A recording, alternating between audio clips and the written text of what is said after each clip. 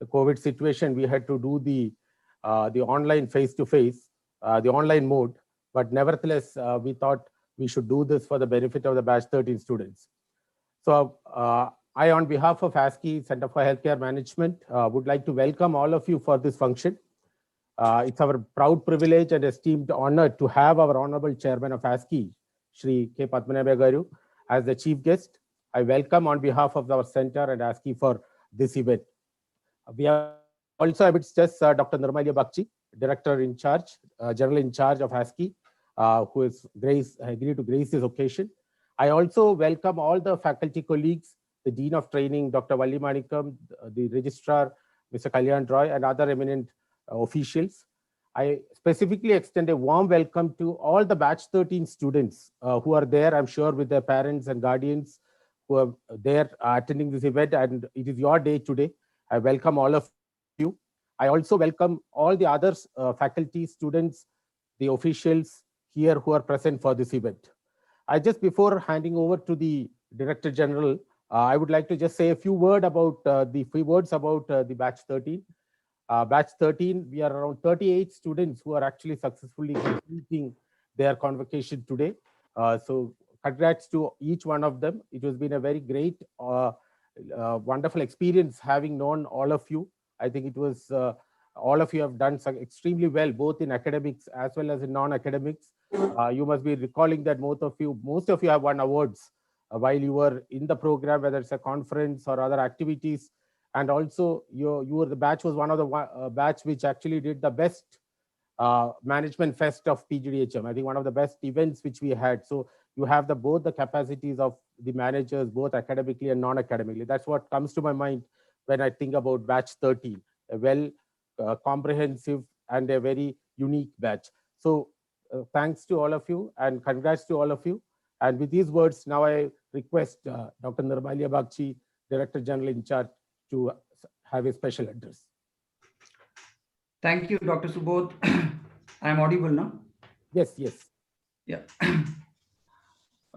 Chairman Shri K. Padmanabha, Dr. Subodh, who is the Center Director for Healthcare Management and the Director for the PGDHM program, the Registrar, esteemed colleagues, faculty colleagues who are here with us, and my dear students. It's a very, very joyous occasion for us that the 13th batch is passing out today. And what a batch you have been. 38 of you, all well placed. And as Dr. Subodh said, in the true spirit, you have embraced the program and been great managers, exhibiting your management skills right from the very beginning, and in the way you have managed several events in the organization. So first and foremost, my congratulations to this batch and to the parents of the students. It's also a wonderful time to pass out in the field of healthcare, because the sector, especially with the onset of the pandemic, has shown what the sector is required and what the government spending should be. So I'll just present a few facts before you so that you may go and face the world with renewed enthusiasm. The GDP spent on health, which was 1.3% in 2016, is 1.6% in 2020, and it's likely to be 2.5% in 2025. So that kind of a huge spending is going to come in the next 5 years, and all of you are going to get benefited from it. I'll just quickly say that 80% of that spending is going to go into the hospital industry, and it has been growing at a CAGR, compounded annual growth rate, of around 16 to 17%. For the last 5 years, it is likely to grow at around 21% for the next 5 years. So again, fantastic time for you to leverage on your program, on your skills, and face this brave world. Medical tourism, another sector which is growing at 18%. And these are like fantastic numbers when the rest of the economy is contracting. It's probably the only sector which is growing at such a great pace. As you all know, there is direct and automatic 100% FDI in this sector. There are at present 708 NABH internationally accredited hospitals in India, and around 3 lakh people from all across the world come to India to get treated. That is likely to only increase because the government has also expanded the scope of the e-tourist visa to include medical travel. Again, a fantastic opportunity. Medical device industry. India is right now the 3rd largest medical device industry in the whole world. Fantastic opportunity for all of you. By some calculations, the Pricewaterhouse report says that in 2018 it came out and it says that the cost of medical treatment in India is 1/10 that of the cost of an equivalent treatment in the United States and in other developed countries. So there is a huge arbitrage opportunity. So many I think what I'm trying to say is that in the next 5-6 years, people talk about, the growth of the IT sector. I think in the next 5-6 years, 2 sectors are going to grow. One is health and one is education. And it is being brought about by some liberal measures that is being taken by the government. I would also draw your attention to the fact that the medical insurance sector, again, which is growing at around 20% CAGR. Medical diagnostics facilities presently valued at around $9 billion US, of which organized labs account for only 35%, 15% by hospitals and 50% in the unorganized sector, which is again going to go in for consolidation. So a lot of multinational diagnostic chains are going to come, and whom will they need? They will need hospital managers like you. There's a lot of consolidation also happening in many other sectors which are supporting the healthcare management, which is also going to help all of you find new opportunities, new jobs, new challenging careers. I only hope that you do not take your 2 years of education just as a stepping stone for a job, but you venture into entrepreneurship, start new ventures. I know that in the previous batches, some of our students have gone on to start hospitals, start diagnostic centers, start various innovative companies. So I wish that all of you will not just look at fantastic job opportunities in this exponentially growing industry, but you will take up entrepreneurship as well and find jobs for others. It's an incredibly proud moment for me to be present in this convocation of the 13th batch, because this is also the batch which was in a sense at the inflection point. So this is a batch on which I know Dr. Subodh had a lot of hopes, and all of you are well placed. That gives me a lot of satisfaction.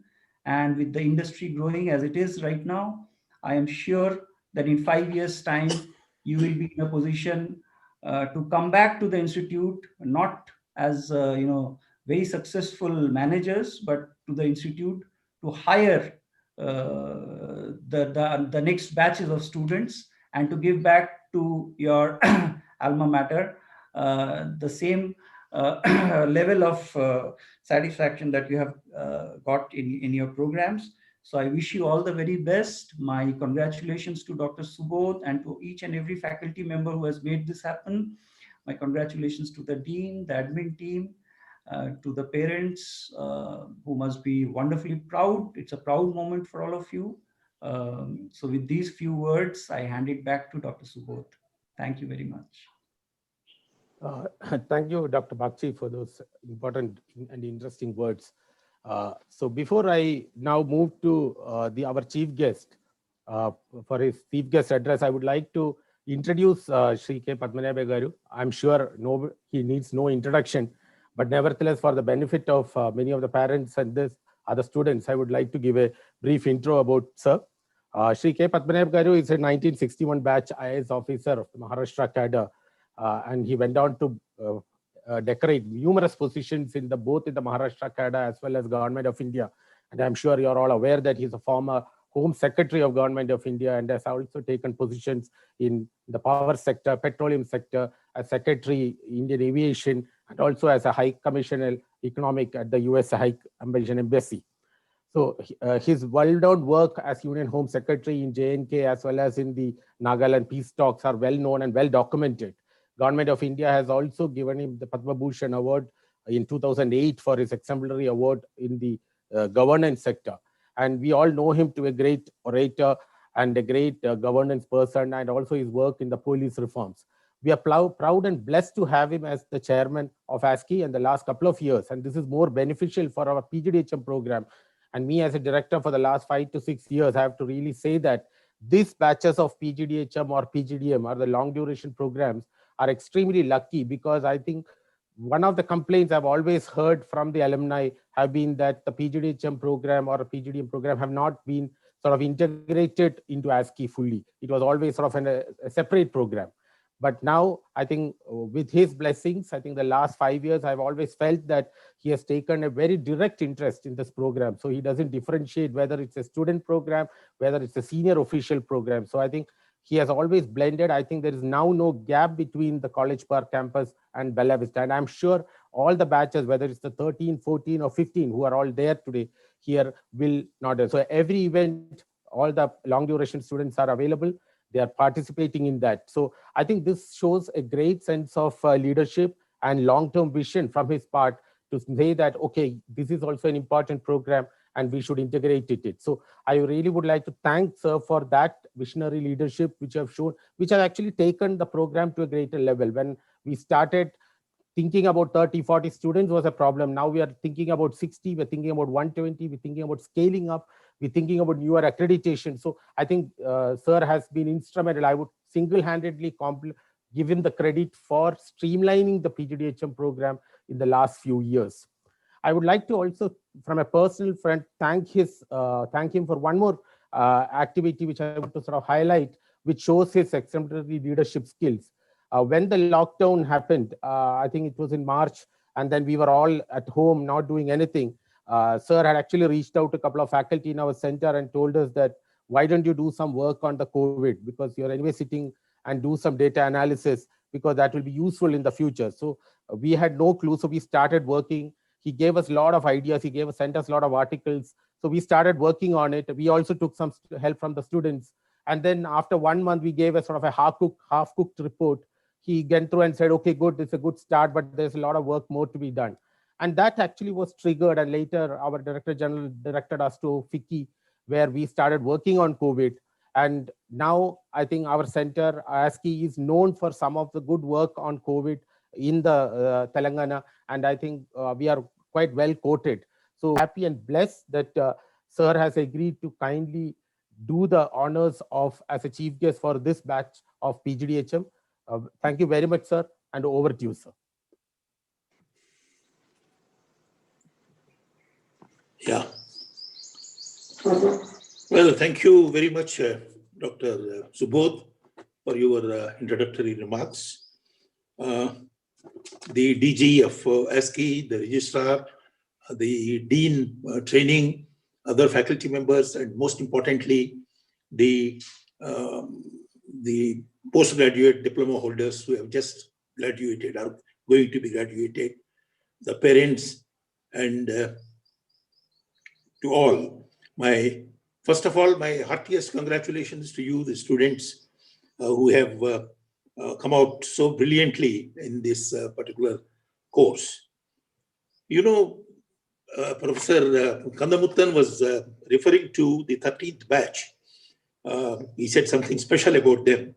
Yes, when I got recruited in the IAS, we are the 1961 batch. We always thought that the 61 batch is something special, you know. Any batch, people are bound to say that we are special. But what has happened is, with the 1961 batch, so many batches have come and so many batches were there earlier. But 61 batch was recognized as one of the best in the IAS, even today, you know. Something like that, I'm sure, in the annals of the postgraduate diploma in health management, hospital management, the 13th batch would echo out a space for itself as an exemplary this one. So congratulations to you. It is reason for celebration that there have been 100% placements. I'm not surprised because Dr. Bagchi has already mentioned to you about how the healthcare sector is booming. So that's why I've been driving my people saying that this 30 seats and 60 seats is nothing. It should be 200 plus. Even then, there would be a shortage of these hospital administrators, let me tell you. So I think there is a tremendous potential for you. You have rightly chosen some of you are dental surgeons and other graduates, but you have chosen a wonderful course, and I wish you all the best. Dr. Bagchi has given a lot of statistics and mentioned about the healthcare sector, so I don't want to repeat that. But I want to give you 3-4 pieces of advice as a very senior person. You got a diploma in hospital management, which is a subspecialty, specialization. But my advice to you is, don't confine yourself to the narrow specialization of hospital management. Being in ASCI, you have acquired all the formal requirements of a good manager. I have personally gone in detail, with the greatest detail, through the syllabus of your course. ASCI and your director and the faculty have taken great care to introduce you to all aspects of modern management and finance, in addition to principles of care. They have forever been revising the syllabus regularly to introduce the latest concepts of senior management. So consider yourself to be managers first, not as hospital managers. Okay, as a first step, enlarge your vision to consider yourself as healthcare managers. One step forward, not merely hospital managers. Please remember that learning never stops and is a lifelong process. So while your narrow specialization may be hospital management, but do spread your interest, broaden your interest, broaden your horizon to understand more about the healthcare. Now, coming to the healthcare sector depends not only on doctors, nurses, healthcare technicians, pharmacists, but it has a huge number of healthcare administrators, policymakers, healthcare managers, healthcare regulators, whether it in drugs or in processes and so many other things, or in clinical trials and many other regulation areas. Healthcare economists, healthcare finance experts, all these people are there. So as healthcare managers or healthcare administrators, you need to understand the vital role you can play in this. So try to expand your knowledge base to encompass the whole spectrum of the healthcare area without losing your focus, of course, on the hospital management. Now, talking about the future, Dr. Bagchi has already mentioned some figures. I won't go into that. But let me tell you, this coming decade is going to be the decade of modern and affordable healthcare. The COVID pandemic has revealed the strengths and weaknesses of the Indian healthcare sector. Very openly, it has revealed what are the weaknesses. The finance minister has already announced a couple of days ago that overriding priority would be given to the healthcare sector in the years to come, starting right from now. The universal healthcare, about which we have been talking for years, is going to be an absolute reality in the coming 5 years. Now, I wonder how many of you have read the National Health Policy, which was announced in 2017. If you have not gone through it, kindly go through it. Go through the document, which is around 30 pages or so, very carefully. Two important things I want to highlight.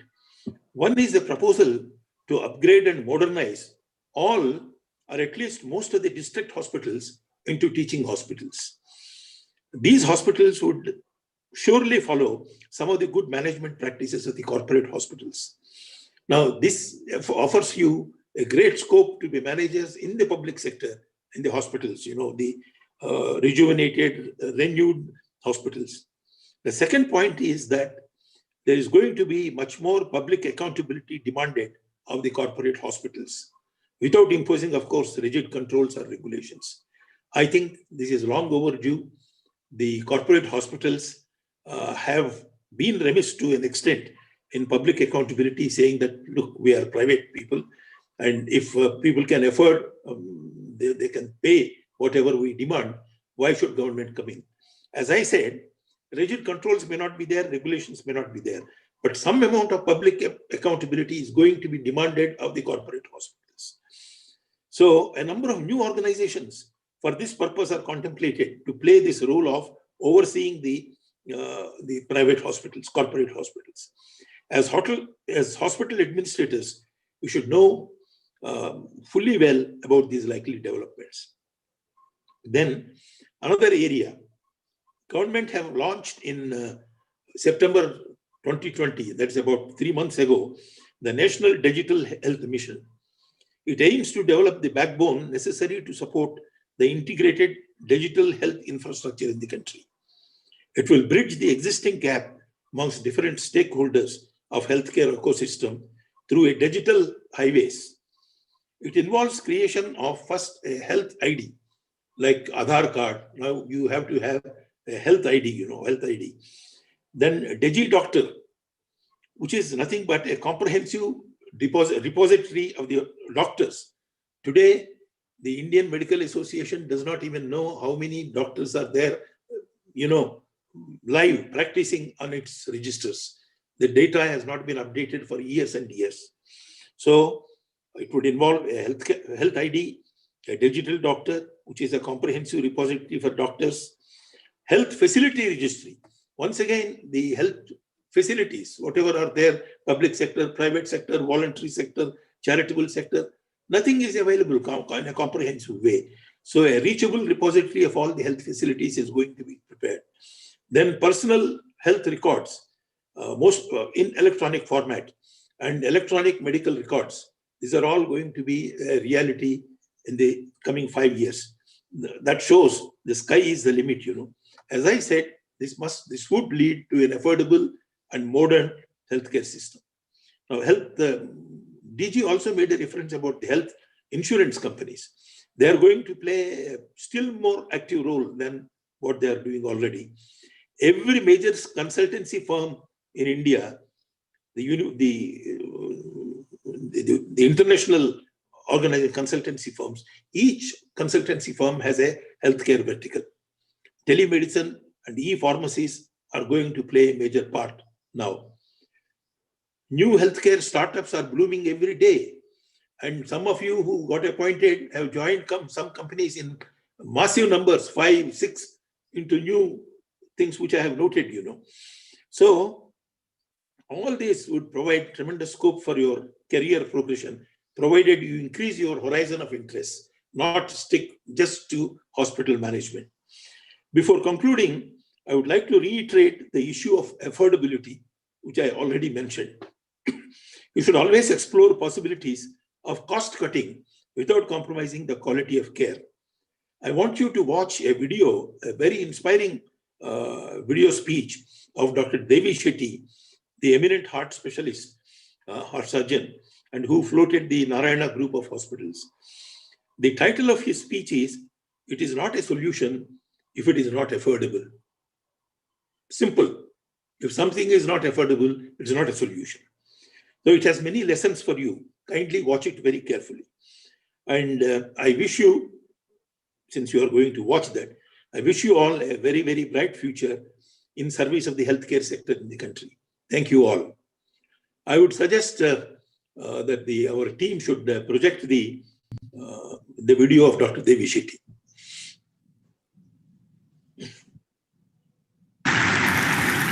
I would like to talk about the need for cardiac surgery for $800, the need and how it can be done.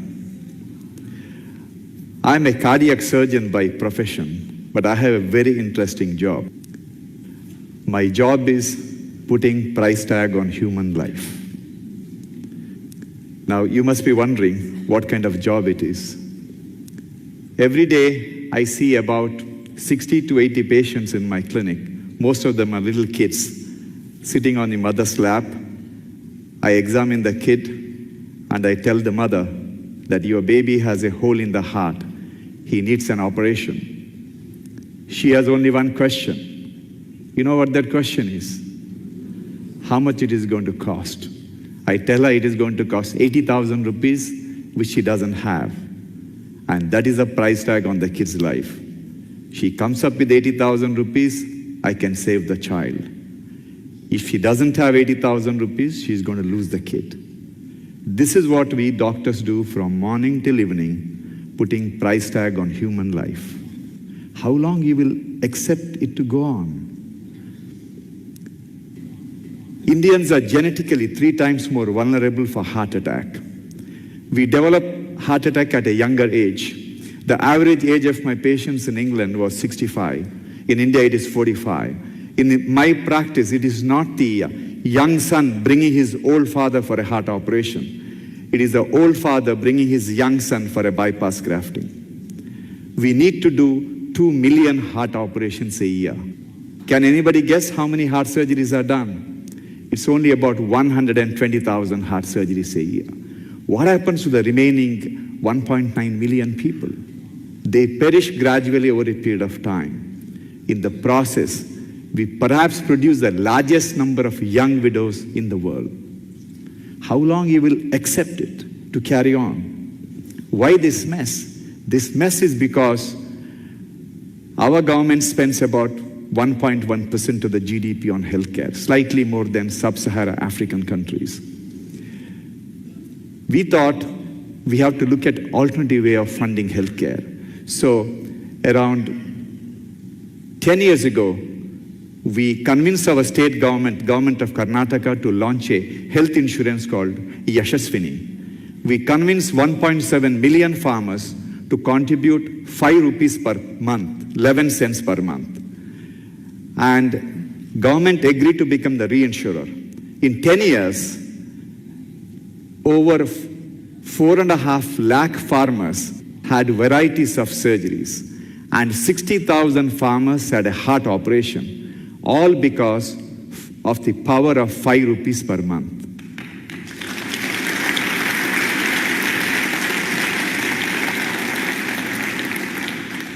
Now we are trying to convince our policymakers. We have 850 million mobile phone subscribers who are spending 150 rupees per month just to speak on the mobile phone. So if we can collect 20 rupees from each mobile phone subscriber, we can cover the healthcare of 850 million people.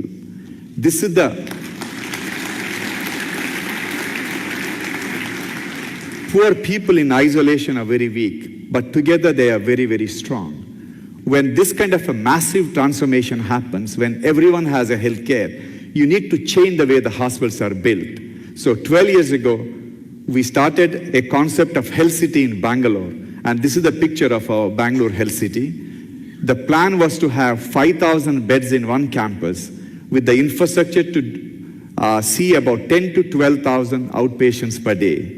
The first building is a heart hospital, which has the infrastructure to do 60 heart operations in a single day.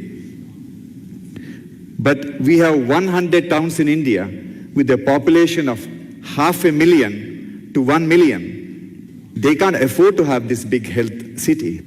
They need a small super specialty heart hospital. So we worked with L&T to build a 300-bed super specialty heart hospital and equip it, build and equip for $6 million. This is about 20% of what it costs otherwise. And we wanted L&T to build it in 6 months. And sure enough, they built the hospital.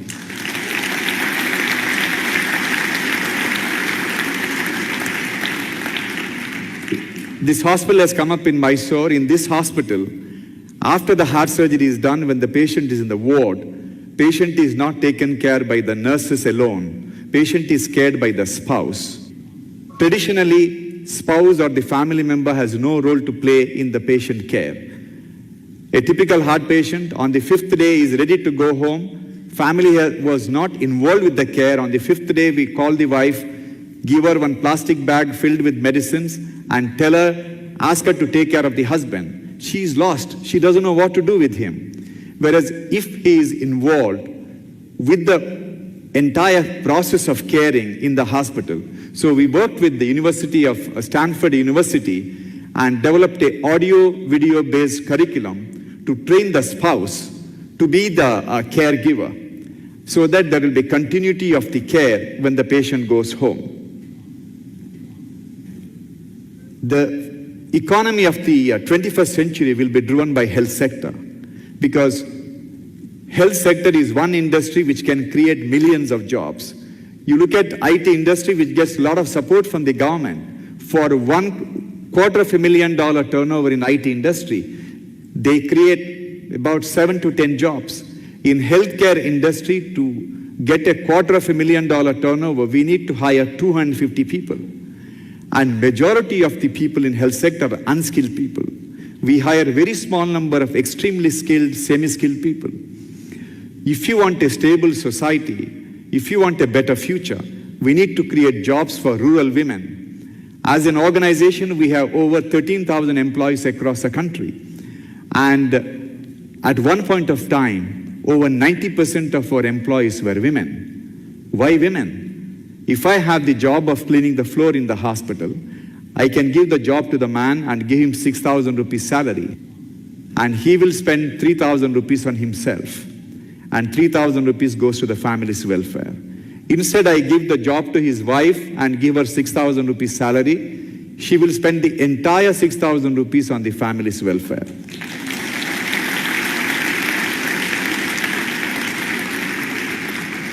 A woman who comes from a low socioeconomic strata, once she is employed, she becomes an empowered woman. And these empowered women will discipline the children. And when these children, they grow up, they build a great nation. This is the power of job creation for the women. The next big thing in healthcare is going to happen in India. The next big thing in healthcare is not going to be a magic pill or a faster scanner or a new operation. It is going to be utilizing IT to make the hospital safer for the patients. Believe me, hospitals are not safe for the patients.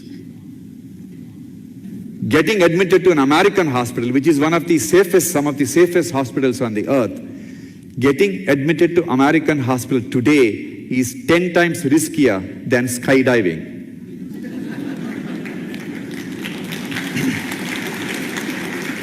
We need to make it safer. To make it safer, we have to use IT. So we are investing heavily on iPad-based solution, replacing the chart with the iPad, which will follow the patients.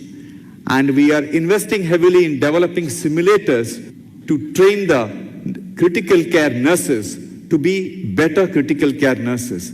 If we can train a pilot to fly a F-16 fighter plane with the simulator, we can easily use the simulator to train the critical care nurses. And this is what we are trying to do. For all this to happen, the cost has to come down. Cost of healthcare has to go down. If a solution is not affordable, it is not a solution. So we invested heavily on technology to get the information. We have advanced Oracle ERP solution on a cloud. We have hospitals in 22 locations.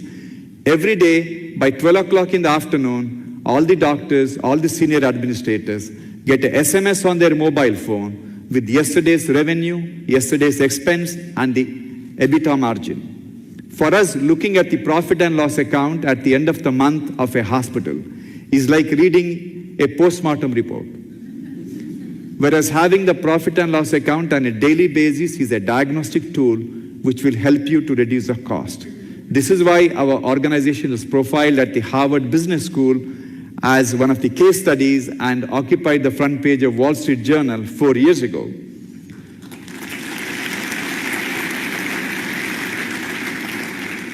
We believe that India will become the first country in the world to dissociate healthcare from affluence.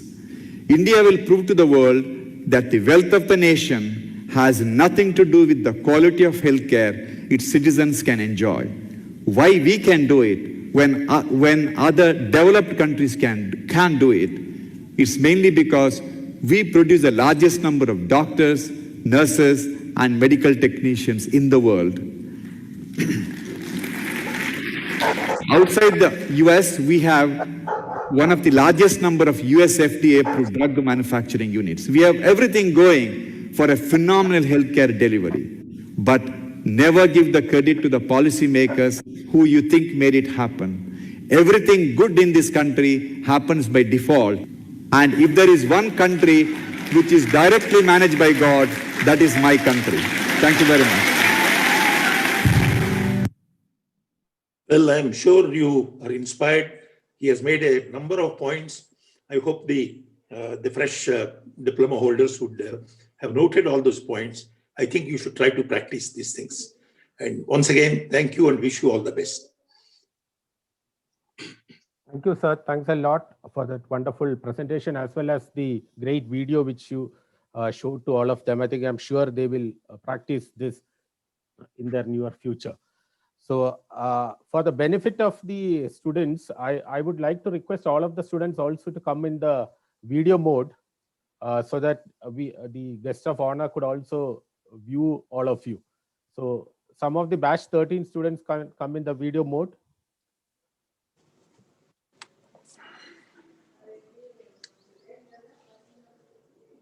Yes, I can see few of them. Yes. So students, I hope you all have the convocation oath. So what I'll do is I'll read out the oath. If you could repeat, you could be unmuted now and you can repeat that along with me. So as a healthcare professional, can you? Yes, Rajat, go ahead. Can you hear? Or you could read it along with me if you have the oath with me. I'm going to read through the entire oath now. As a healthcare professional, my purpose is to serve the greater good by bringing people and resources together to create value that no single individual can create alone in the critical area of health. Therefore, I will seek a course that enhances the value my enterprise can create for society over the long term. I will face choices that are not easy for me and others. Therefore, I promise I will act with utmost integrity and pursue my work in an ethical manner. I will safeguard the interests of my shareholders, co-workers, customers, and the society in which we operate. I will manage my enterprise in good faith, guarding against decisions and behavior that advance my narrow ambitions but harm the enterprise and societies it serves. I will understand and uphold, both in letter and spirit, the laws and contracts governing my own conduct and that of my enterprise. I will take responsibility for my actions, and I will represent the performance and risks of my enterprise accurately and honestly. I will develop both myself and other managers under my supervision so that the profession continues to grow and contribute to the well-being of society. I will strive to create sustainable economic, social, and environmental prosperity worldwide. I'll be accountable to my peers, and they will be accountable to me for living by this oath. This oath I make freely and upon my honor. So this is your convocation oath. Now, I will now read out the batch 13 names who have actually passed successfully in this convocation. The 38 names I'll be reading out now. The students are J. Abhilash, Aditya Banerjee, Aditya Prasad, Akila Papani, Akila Reddy Jitta, Akinapalli V.S. Subramania Sruti, Ankita Asarikandil, Danuka Sharon Deepiya, Deeptimai Tripathi, Harini Krishna, Jessica Santosh Jacob, Kakanuru Tejaswini, A. Kiran, Lahari Mupalla, Maitri S. Shah, Manisha Mona Lisa, Muhammad Adil Ahmed, Muhammad Madani, B. Namrata, Panikandi Manikanda, Pilaka Khyati Reddy, Poduri Maheshri, Pravalika Alluru, Rajat Raghav Mehta, Ramidi Nidhi Reddy, Rishita R, Sairam Gaud Kalal, Satyam Dash, Sheikh Sana, SM Saumya, Sri Harshini Vinjamuri, Sriya Gupta Shatwali, Sudarshan Gautam, Syed Shabaz Hussain, Vaishnavi Kotagunda, Veda Halve, Chitakana Venkata Tripura Ramadevi, and Y. Anusha. So congrats to each one of you for successfully having the convocation today. Now I request our Honorable Chairman to announce the special awards, the special gold medals for this event. Well, I have great pleasure in announcing the names of the gold medalists. Dr. Kakarla Subbarao gold medal for overall topper goes to Dr. Maitri Shah. And congratulations, Maitri, on your brilliant performance. Thank you, sir. And Mr. Ratan Jalal gold medal instituted in the name of his wife, Srimati Saroj Jalan. The gold medal is for the female topper. This once again goes to Dr. Maitri Shah. A double Thank you, congratulations to you, Maitri. Thank you so much, sir. Yeah. The silver medal for overall second topper again goes to a girl, Dr. Ramidi Nidhi Reddy. Nidhi, are you there? Yes, sir. Congratulations to you and all the very best to you. Thank you, sir. It's a pleasure giving you these awards. Thank you. Thank you, sir. Thank you, students. Thank you, Dr. Maitri and Dr. Nidhi for the achievements, and all the other students for successfully flying out with flying colors. So with this, I think we have come to the end of the program, but I would like to extend a warm thanks to all who are present here. I think we could manage our time this. I would like to first thank our Honorable Chairman, who has given a wonderful presentation on the importance of the future of healthcare. I think he talked about the universal health coverage, the health policy, the importance of COVID and healthcare, and what are lessons you should be having. So first of all, thanks a lot, sir, for spending your time. I know it took a lot of time planning for this event, and I'm happy that we could do it. So thanks a lot for your time. I also would like to thank Dr. Nirmalya Bagchi for sparing his time and addressing all the students.